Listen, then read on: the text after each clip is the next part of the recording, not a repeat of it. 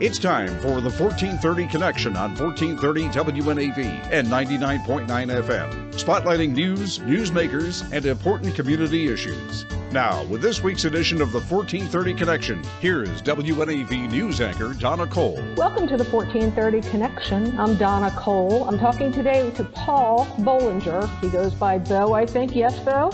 That's correct. He's the Executive Director of Chesapeake Region Accessible Boating. That organization goes by the acronym CRAB. And thank you for joining me today, Bill. It's great to be here, Donna. I know what Chesapeake Region Accessible Boating, or CRAB, is. I live in Annapolis, so you can't miss it here. And we know what you're planning on doing here in Annapolis and are very excited about it. But there might be some people that don't know what it is. So tell me what it is. Well, Donna, we've tried not to keep it a secret, but every now and then we run across someone who doesn't know CRAB, and we're more than happy to tell them about all of the exciting things that we're doing. CRAB has a very strong history. We've been in operation nearly 30 years and operating out of Sandy Point State Park. And in 2017, we've got a fleet of new sailboats, 6 brand new Beneteau First 22 A's, and we say A because they've been adapted for our guests with disabilities. And that is who we are about and what our mission is about. Don Bakke, the founder, created an organization that would bring the thrill, freedom, and therapeutic value of sailing to people with disabilities and also to children from at-risk communities. And our big program that we're looking forward to cutting a ribbon on, hopefully next year, will be the premier adaptive boating center in Annapolis on Bakke Creek. I know you've gotten some funding from the state, from the county, and from the city of Annapolis for this adaptive boating center. Well, you still need more funding. So I think you're going to count on the community to help you when they can, where they can with this, yes? Donna, you're right on the money. We are fortunate to really created a trifecta, and we have the state coming in with $1 million thanks to Governor Hogan, and we have the county with County Executive Stuart Pittman and the county board that is going to be committing their program open space funds that they get, and that goes to acquisition of properties through the Parks and Recreation Department, and they're going to provide $1.3 million in funding. And the city, with the leadership of Gavin Buckley, the mayor, and the city council in particular, we have Rob Savage in Ward 7, which is where the adaptive boating center will be built, all supporting it, and they're providing $500,000 in their program open space funding for the adaptive boating center, which the punchline is that leaves us about $1.2 million short of what it will require to build out the learning center that we will have on the property, all of the grounds so that they're fully accessible for people in wheelchairs, and then the floating docks that will be built to accommodate our guests with any type of disability, and our fleet to allow the current fleet, but also allow it to expand to include, for example, rowing or paddling boats, and also a pontoon boat that would allow a guest in a wheelchair to be able to roll right on board, be able to get behind the wheel, and using a joystick, be able to control the boat, and possibly even earned their Maryland boating certification. Tell me exactly where you're going to be. It's on the south side of Bakke Creek, so it won't be in Eastport proper. It's a little congested there, to say the least, but we are looking at acquiring a marina over there that we're not able to publicly communicate the name of the marina because it's still operating, and the sale has not taken place, and the owners have asked us to not divulge that name publicly right now. That keeps me in good stead with the owners, who are they're fabulous people. This sounds like an amazing resource. Donna, we took out 1,019 guests last year, of which 60% were with a disability. The others are their family members or caregivers who came out with them. And that was a record number. But that's at Sandy Point that is very restricted because it fills up, it closes. There's other competing events that are hosted at the park.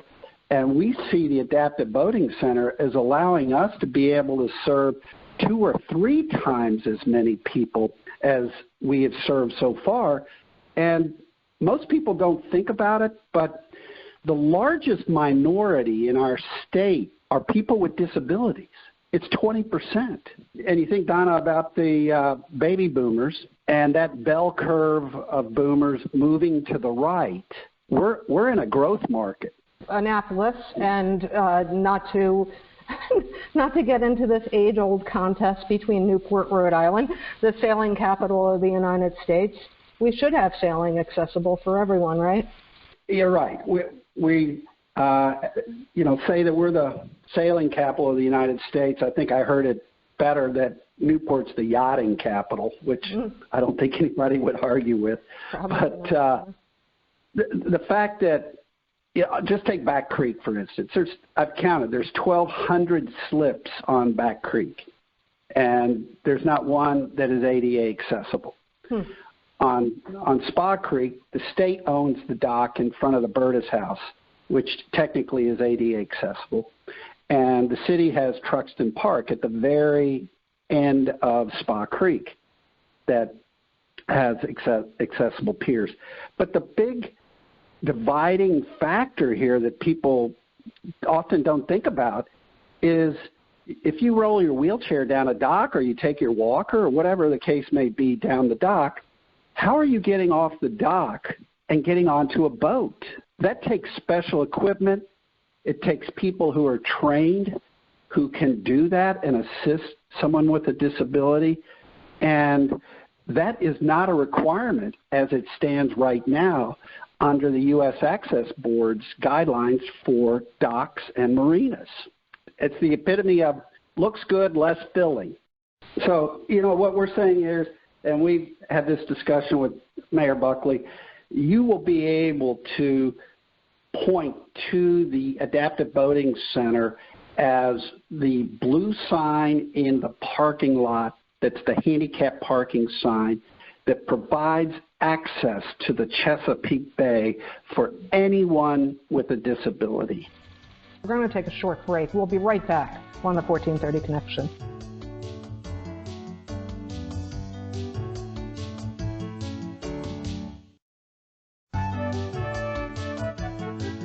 Welcome back to the 1430 Connection. I'm Donna Cole. I'm talking today to Paul Bollinger. He's the Executive Director of Chesapeake Region Accessible Boating right here in Annapolis. It's a nonprofit. They provide freedom and therapeutic value of sailing for anyone with a disability and youth from at-risk communities. Also, veterans, I believe, are included in there as well. Yes, Bo? We love Wounded Warriors, yes. Actually, they have told us when we first had Wounded Warrior regattas, 2 a year, we worked with the Naval Academy sailing team to host them. One captain stood up and said, we know we were wounded, but now we're recovering warriors. So we changed the name of the event to the Recovering Warrior Regatta. Recovering Warrior Regatta, I like it. As a veteran myself, I certainly do appreciate you doing this for my fellow veterans. Now, you spoke briefly about Don Bakke, who started the organization in his 50s. Tell me what happened with Don, what made him start that crab. Well, Don was one of those larger-than-life personalities, and he was a head of school and a joie de vivre that really carried over to a lot of people. But in his 50s, he was in a car accident that paralyzed him from more or less the waist down. And if you ever met him or shook his hand, you knew it was the waist down because his hands were like putting your hand in a bear trap. They just clamped down on you, and you knew you were making a connection with Don. Well, like a lot of people who become paralyzed in the middle of their lives or later in lives, he became depressed by it. And his friends noted that, and they said, we've got to do something about this. Don used to sail. He enjoyed sailing. Let's get him back out on a boat. So they did. And when he got off the boat, he said, this is incredible. I have got to get this started so that other people who are paralyzed or disabled can get out on the water and enjoy it as much as I do. And he was able to get 4 boats through an organization that was folding up in New England. So they're called Independence 20s that were outfitted with special chairs and adapted for adaptive sailing. And he got those down here. And Don, his friends, his wife Lynn, basically ran the organization out of his house in a shoebox, as they say. And that was in 1991 when he started. 2007, it finally got its nonprofit status. And then in 2012, I met him when I was working with a large company in Washington, D.C., and I started the Wounded Warrior Sailing Regatta, and I brought Don in, and we used the National Sailing Hall of Fame facility, and then ultimately got the Naval Academy engaged. That was in 2012, and then in 2013, Don passed away. But his legacy carries on because it was in 2017 that we got an entirely new fleet replacing his original 4 boats. As I've been told by a lot of his friends, that Don's dream was always to have an adaptive boating center. So what we're doing is very much in line with his vision for the organization. As an Annapolitan, as anyone that's been around the Chesapeake Bay for quite a while, you know about this division, the stink pots versus the blow boaters. Is there any thought to having a power boat or offering some power boats with Crab in the future? Most definitely. The biggest challenge is obviously getting people on a power boat. That's why we're going to work to get a pontoon boat that is specially modified, because normally the gate on a pontoon boat is about 30 inches wide. We're going to get it made 36 inches, take out the seats in the bow, allow for more seating of people in wheelchairs, and then also maybe fishing, huh? Go fishing, crabbing, and believe it or not, they can go wakeboarding. That's awesome. That really is awesome. We're going to take another short break, but when we come back, how the community can help you all continue doing what you're doing and open this accessible boating center. We'll be right back on the 1430 Connection.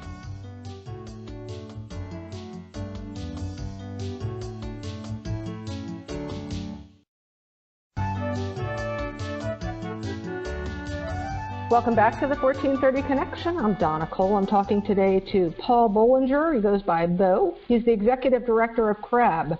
Stands for Chesapeake Region Accessible Boating. It's a nonprofit right here in Annapolis.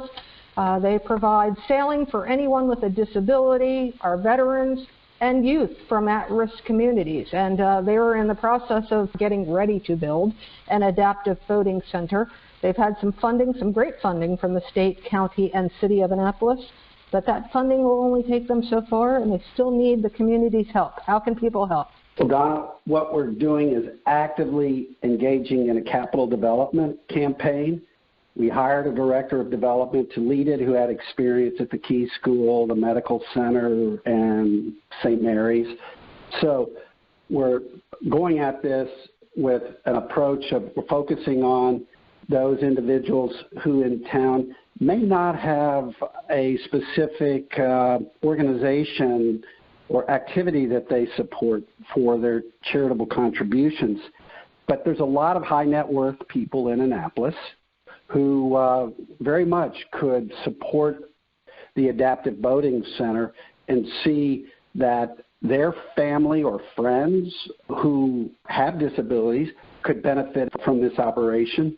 In addition, we're seeking grants from major foundations across the country, seeking support for the Adaptive Boating Center. Individuals who would like to contribute can obviously go on to the CRAB website at crabsailing.org and make a donation to CRAB.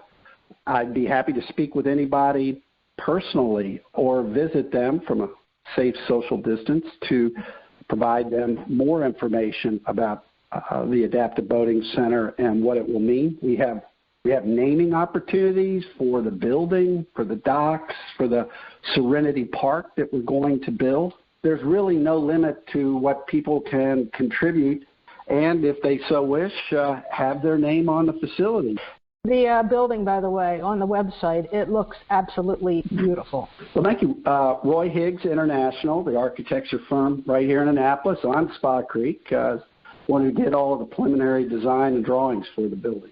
We know that you hold camps throughout the summer for the youth from at-risk communities, and spring for that matter. But here we are in the midst of a pandemic and no one is going anywhere, including to your camps. You're obviously keeping an eye on what the governor is saying and what the governor is doing with recreational boating, and right now there is no recreational boating. What are your plans the second the go-ahead is given? The plans are in development right now. There are those that will be large scale, and then you get down to how our guests will be handled on the docks and at registration, because we have a fleet of 6 boats. The dock's 8 feet wide, so it's not an issue of keeping people 6 feet apart. Mm-hmm. If we're only sailing with family members and they stay together on the boat and the skipper is, a safe distance from them with the appropriate mask and gloves, that should not be an issue, but we may need an exemption from the state to be able to do that. We hope it would not be unnecessarily withheld. But as far as the kids' camps, like you mentioned, I'm not sure how much children are allowed to mix and mingle right now, and they can't stop mixing and mingling when they get together. Right. So, no, I mean, it can't happen right now, but I'm saying once the go-ahead is given, are you ready to go full steam ahead? Most definitely. Last year we had 125 volunteers donate over 3,200 hours of their precious time to crab to take our guests sailing. And our boats don't leave the dock without a volunteer skipper and sometimes a crew member on board. So those volunteer skippers, they're biting at the bit to get out on the water just like anybody else. And, the point I made when last year we were the winners of the U.S. Sailing Robbie Pierce Award for the outstanding adaptive sailing program in the whole United States, I looked out over an audience of the best sailors in the entire U.S. I mean, pros to college to high school. And I said, the thing about what we do and what you do, they're identical. If you were on your last day on Earth, what would you want to do? You'd want to go sailing. And I said, our guests are no different. Yeah. They want to go sailing and get out on Chesapeake Bay just like you. And for those that are listening that haven't volunteered with you before, you always have room for new volunteers, yes? Oh, most definitely. And to get in touch with you through crabsailing.org is the place. Right. There's a big button for volunteer or donate on the front. Phil, I can't thank you enough for joining me today and for doing all that you do for our community. Well, thank you for having me as your guest today, Donna. We look forward to hosting you as a veteran on one of our sails so that you can see it up close and personal.